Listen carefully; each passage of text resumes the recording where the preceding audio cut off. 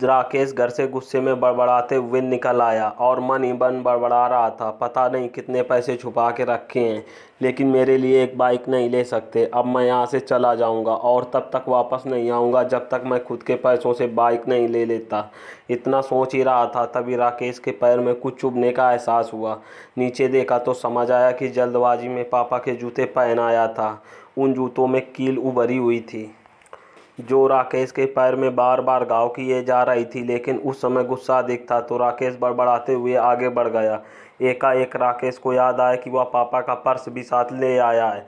राकेश के खुरापाती दिमाग में एक ख्याल आया, क्यों ना आज पापा का पर्स चेक कर लिया जाए, जिसे आज तक उन्होंने किसी को हाथ तक नहीं लगाने दिया। पता नहीं कौन सा खजाना छुपा है इस पर्स में जो किसी को हाथ नहीं लगाने देते थे।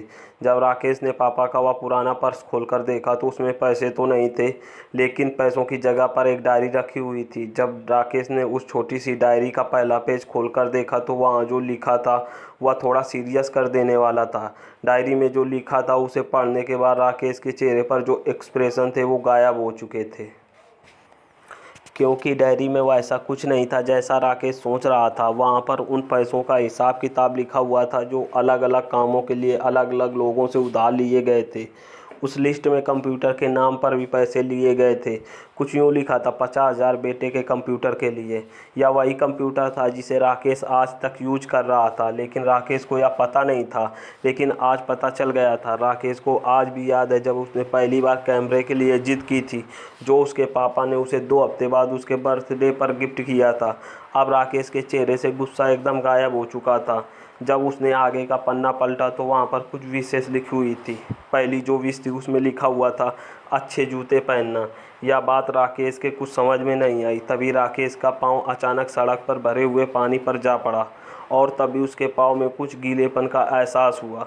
जब जूता उतार कर देखा तो उसका तला टूटा हुआ था। यह देखकर राकेश को डायरी में लिखी बात याद आ गई कि कैसे माँ जब कहा करती थी पापा से, अब तो जूते पुराने हो गए हैं, नए ले लीजिए, तो पापा अक्सर यह कहकर टाल दिया करते थे जूते अभी और चलेंगे, अभी कुछ दिन पहले तो लिए थे।